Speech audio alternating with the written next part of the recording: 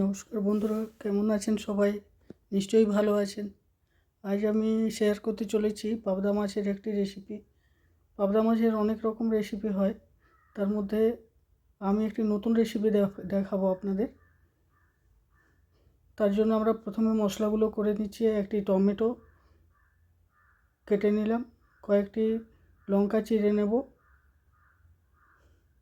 আর একটি পেঁয়াজ কেটে নেব। একটু পাতলা পাতলা করে কেটে নিতে হবে। পুরো পেঁয়াজটা আমাদের লাগবে না, আধখানা হলেই হবে।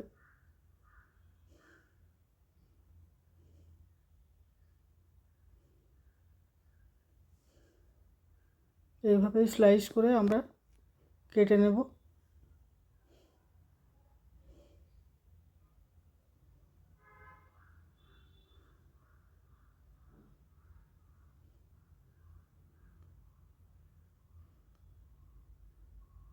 এবার এটা আমরা ভালোভাবে ভেঙে নেব।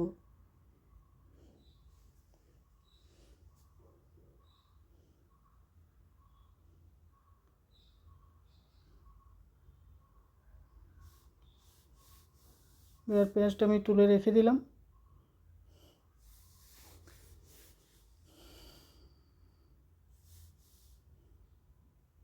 বন্ধুরা, পাবদা মাছের রেসিপি আপনারা সকলেই অনেক রকম হয়তো জানেন, কিন্তু এইভাবে একবার বানিয়ে খেয়ে দেখবেন, খুব ভালো লাগবে। এবার আমরা এটা পেস্ট বানিয়ে নেব। যে কাটা টমেটো কেটে রেখেছিলাম আমরা, সেটাকে পেস্ট বানিয়ে নিলাম।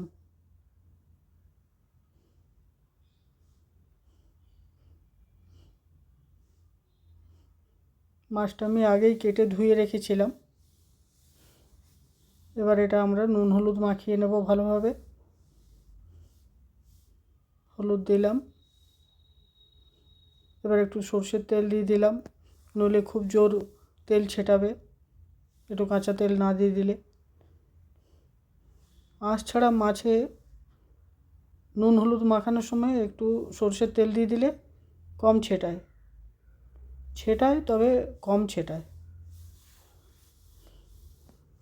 এবার আমরা প্যানে তেল দিয়ে দেবো।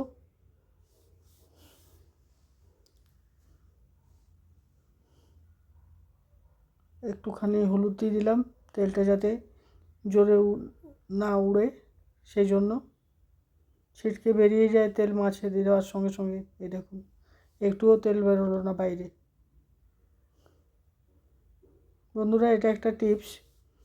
তেলে কিছু দেওয়ার আগে আপনি যদি সামান্য একটুখানি নুন কিংবা হলুদ দিয়ে দেন, তাহলে কিন্তু তেলটা ছেটাবে না। এবার মাছটা আমরা ভেজে নেব। 3টে দিলে খুব ভালো হতো, 4টে দিয়ে দিলাম ভুল করে।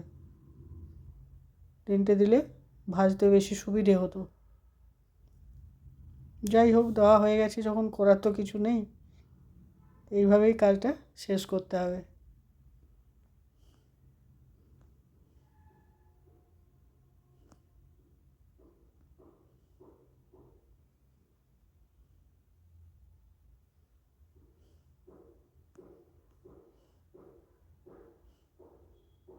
বড্ড নরম মাছ।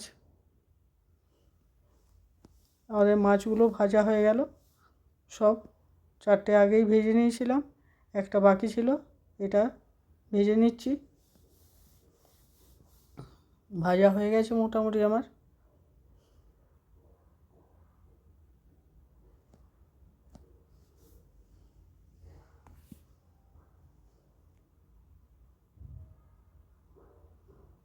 এবার তুলে নেব। মাছটা ভাজা শেষ হয়ে গেছে। এবার একটুখানি কালো জিরে দেব, কয়েকটা চেরা কাঁচা লঙ্কা। এবার পেঁয়াজটা দিয়ে দেবো। দুটো কাঁচা লঙ্কা আলাদা রেখে দিলাম, পরে দেব আমরা। একটুখানি হলুদ দিলাম, নুন দিলাম, প্রয়োজন মতো নুন। সব নিজের নিজের টেস্ট অনুসারে নুন দেবেন।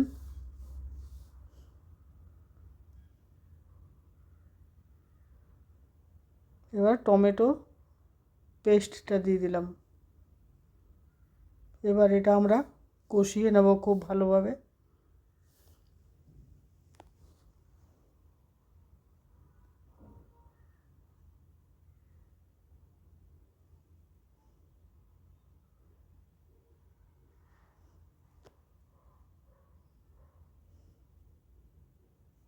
একটু ঢাকা দিয়ে দেবো, ওটা ভালোভাবে জলটা মরে যাক।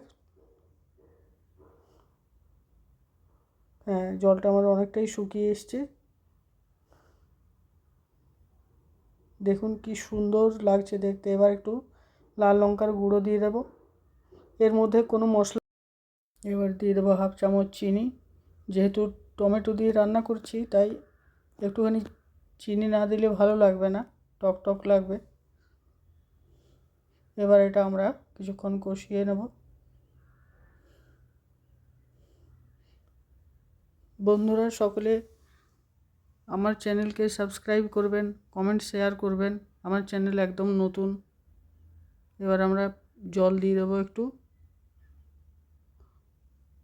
1/2 বাটির মতো জল দিলাম। খুব বেশি জল দেওয়ার দরকার নেই, ঝোলটা আমার ফুটে গেছে। এবার আমি মাছগুলো ওর মধ্যে দিয়ে দেবো। আপনারা কমেন্ট করে জানাবেন কেমন লাগলো। রান্না করে অবশ্যই খাবেন, খুব ভালো লাগবে দেখবেন। এটা খুব টেস্টি রান্নাটা, আর কোনো মশলা নেই এর মধ্যে।